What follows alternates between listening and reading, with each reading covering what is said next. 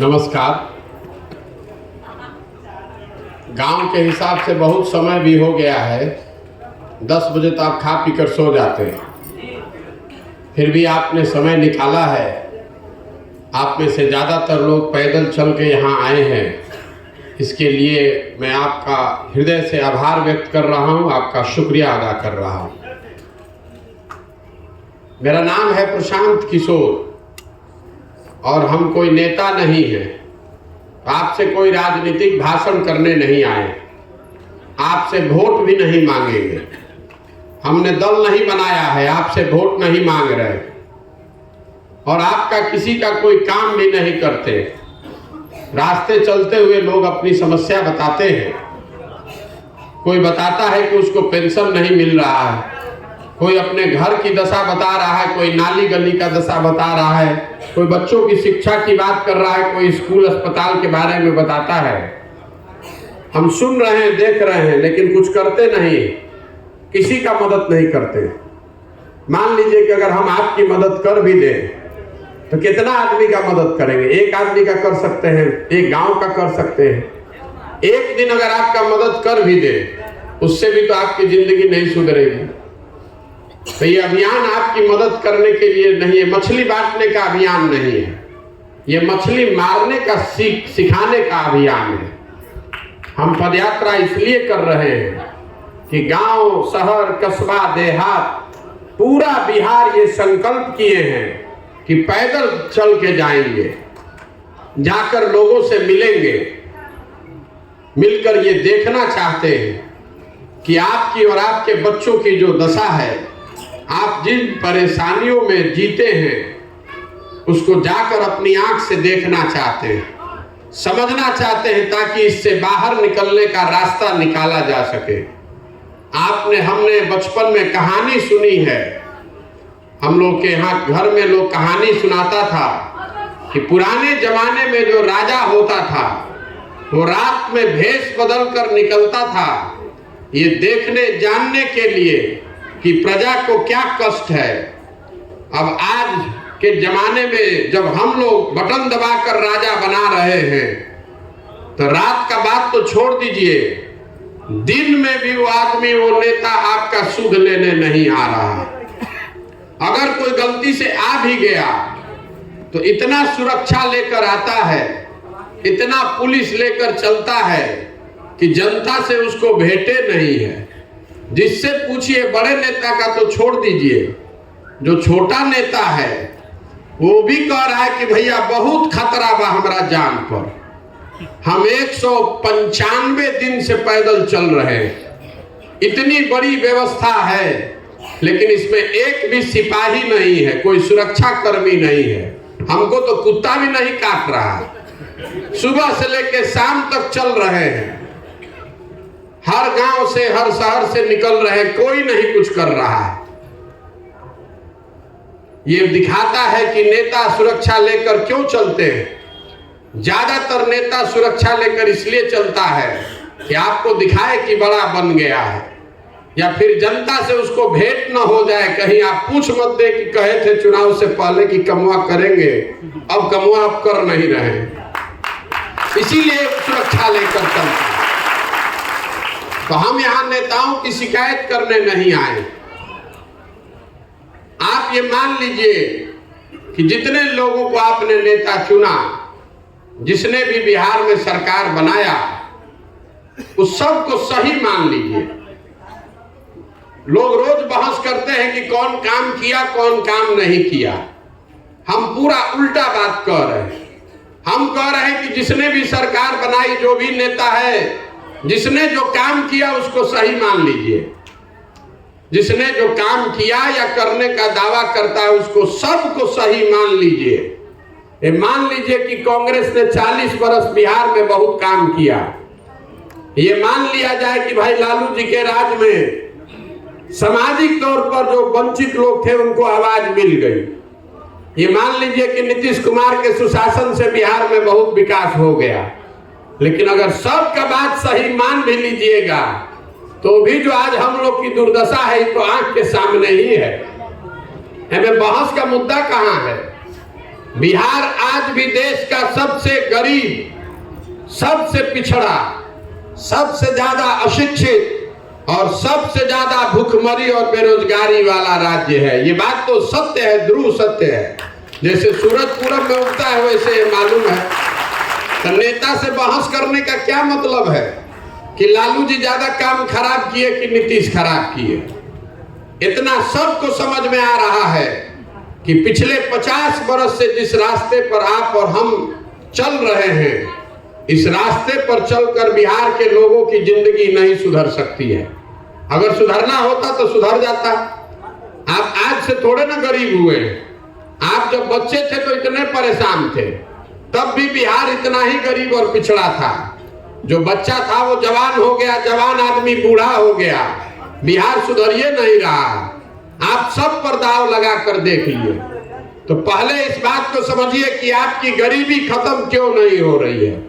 जब तक रोग का कारण नहीं पता चलेगा तब तक उसका इलाज नहीं हो सकता है। तो बिहार में गरीबी खत्म क्यों नहीं हो रही है?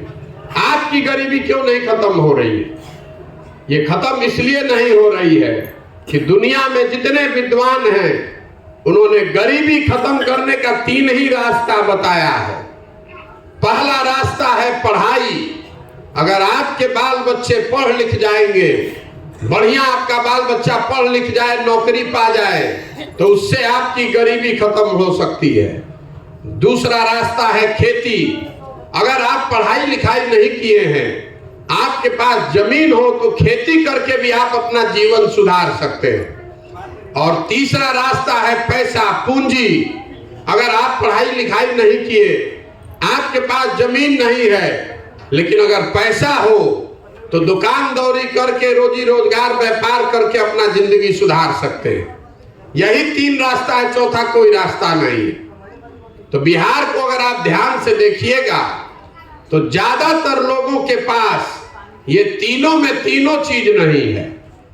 बिहार में पढ़ने की जो व्यवस्था है, आपके बच्चों के पढ़ने की व्यवस्था है ही नहीं, उसको पूरी तरीके से बर्बाद कर दिया गया। जो गरीब का बच्चा है, आपका बच्चा पढ़ने जा रहा है तो पढ़ नहीं रहा है, पिलुआ वाला खिचड़ी खा के घरे आ रहा है। और आप में से कुछ ऐसे भी लोग हैं जिनके बच्चे प्राइवेट स्कूल में पढ़ रहे हैं। तो आप समझ रहे हैं कि हमको स्कूल से क्या मतलब है, हमारा लड़का तो प्राइवेट में पढ़ रहा है। तो जो प्राइवेट में पढ़ रहा है उसको भी स्कूल पास करके कॉलेज सरकारी में ही जाना है। तो सरकारी कॉलेज में भी यहाँ पढ़ाई नहीं हो रहा है। वहां नाम लिखाएगा और 3 वर्ष का डिग्री 5 वर्ष में आपको मिल जाएगा। एको दिन पढ़ाई नहीं है। लड़का नाम लिखाया, एडमिट कार्ड लिया, परीक्षा दिया, डिग्री लेके चला आया। तो स्कूल में खिचड़ी बट रहा है और कॉलेज से डिग्री बट रहा है, पढ़ाई दोनों में कहीं नहीं हो रहा है। तो जब आपके बच्चे पढ़ेंगे ही नहीं तो मजदूर नहीं बनेगा तो कलेक्टर बनेगा। इतना बात तो आपको समझ में आना चाहिए। और ऐसा नहीं है कि बिहार में पढ़ाई पर खर्चा नहीं हो रहा है।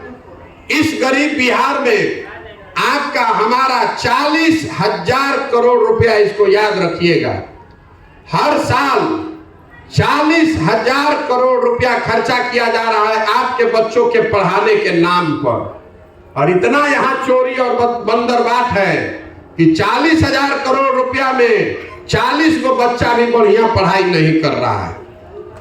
तो आज पढ़ाई का सुविधा आपके पास है नहीं। तो दूसरा रास्ता हमने आपको बताया, खेती। मान लीजिए आप पढ़ाई नहीं किए थे तो खेती करके बढ़ जाते। उससे क्यों नहीं सुधर रहे हैं? इसलिए नहीं सुधर रहे हैं कि बिहार में जो 100 आदमी रहता है तो 100 में 60 आदमी के पास 1 इंच जमीनें नहीं है। 100 में 60 आदमी के पास बिहार में 1 धूर जमीन नहीं है। यहाँ पर गरीब के नाम पर, समाजवाद, सामाजिक न्याय के नाम पर राजनीति हुआ है। लेकिन पिछले 75 साल में भूमि सुधार को लेकर कोई प्रयास नहीं हुआ। उसका नतीजा ये हुआ कि देश में सबसे ज्यादा भूमिहीन लोग बिहार में हैं। देश में 38% आदमी भूमिहीन है, बिहार में 60% आदमी भूमिहीन है। तो 60 आदमी के पास तो जमीनें नहीं है। और जो 40 आदमी के पास जमीन है उस 40 में 35 आदमी के पास 2 बीघा से कम जमीन है। तो जो बिहार में खेती होती है ये कमाने वाला खेती नहीं है, ये खाने वाला खेती है।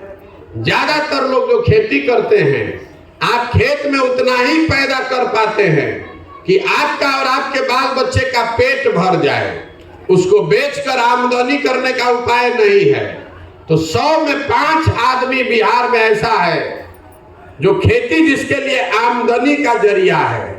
बाकी आदमी खेती से या तो अपने बाल बच्चे का पेट भर रहा है या फिर खेत में मजदूर है। तो शिक्षा है नहीं, खेती है नहीं। तीसरा रास्ता आपको बताया हमने, पूंजी। कुछ नहीं रहता। अगर आपके पास पैसा होता तो आप कुछ नहीं करते, 5 को भैंसे रख लेते, अपने गांव में कोई दुकानें खोल लेते, खाद का व्यापार कर लेते, फार्चून किराना का दुकान खोल लेते। तो बिहार में प्रति व्यक्ति आय है 35,000 रुपया। इसको भी याद रखिएगा।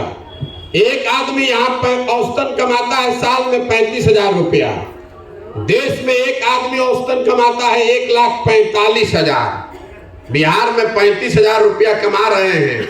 तो इस महंगाई के जमाना में 35,000 रुपया में आप खाइएगा क्या, बचाइएगा क्या और पूंजी कहां से लाइएगा?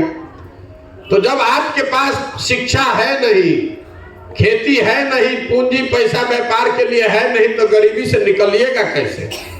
जितना मेहनत करना है कर लीजिए, जिसको वोट देना है दे लीजिए, ये सुधरने वाला नहीं है। जब तक बिहार में गरीब से गरीब बच्चों के भी पढ़ने की अच्छी व्यवस्था नहीं होगी, जब तक यहाँ भूमिहीनों को जमीन नहीं दिया जाएगा, खेती को कमाई वाला खेती नहीं बनाया जाएगा, और जब तक यहाँ के महिलाओं को, बच्चों को पूंजी देकर रोजी रोजगार का व्यवस्था नहीं किया जाएगा, तब तक बिहार से गरीबी दूर नहीं हो सकता है। चाहे जितना अनाज बट जाओ, जितना बिजली आ जाओ, जितना नाली गली बन जाओ, गरीबी नहीं खत्म होगी। तो इतना बात तो आप सुन रहे हैं। अब ये सुधर क्यों नहीं रहा है? अगर हमको पता है तो नेता लोग को भी पता है। तो नेता लोग ये तीनों काम क्यों नहीं कर रहा है, ये आपको बताने आए। अभी आपसे एक सवाल पूछेंगे, सबको जवाब देना है। हम यहाँ कथा कहने नहीं आए हैं, आपको जवाब देना है सुन के। जिसको हाँ बोलना है वो हाँ बोलेगा, जिसको ना बोलना है वो ना बोलेगा। आपको 2 मिनट में पता चलेगा कि आपका दुर्दशा बिहार में क्यों है। इतना तो सबको बुझा रहा है कि बिहार में और कुछ हो चाहे नहीं, सबके बच्चों के पढ़ने की व्यवस्था होनी चाहिए। होनी चाहिए कि नहीं होनी चाहिए? सबको बोलना है, मुड़ी नहीं खे हिलावे के। जो पूछ रहे हैं मुंह समझ कर बोलिए।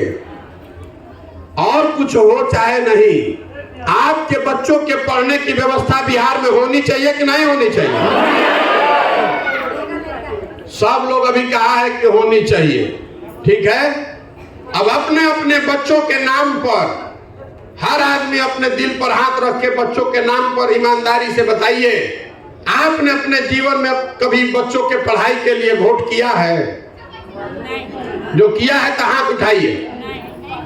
कोई किया है भाई? तो जब यही आपके दुर्दशा का कारण है। आपको नेता का क्या जरूरत है? अभी आपने 2 मिनट में पहले बताया, आपको मालूम है कि अगर आपके बच्चों के पढ़ने की स्थिति बढ़िया व्यवस्था हो जाए तो आपका जीवन सुधर सकता है, लेकिन आप उसके लिए वोट नहीं करते। तो जो ताला खोलना है उसका चाबी लगाइएगा, नहीं तो ताला खुलेगा कैसे? आपको लग रहा है कि नेता आपका काम नहीं कर रहा है। जिसको अभी हम देंगे माइक, वो सब यही कहेगा कि नेता हमको ठग रहा है। नेता वोट ले लिया और फिर 5 वर्ष काम नहीं करता है। हम आपको बता रहे हैं कि नेता आपको नहीं ठग रहा।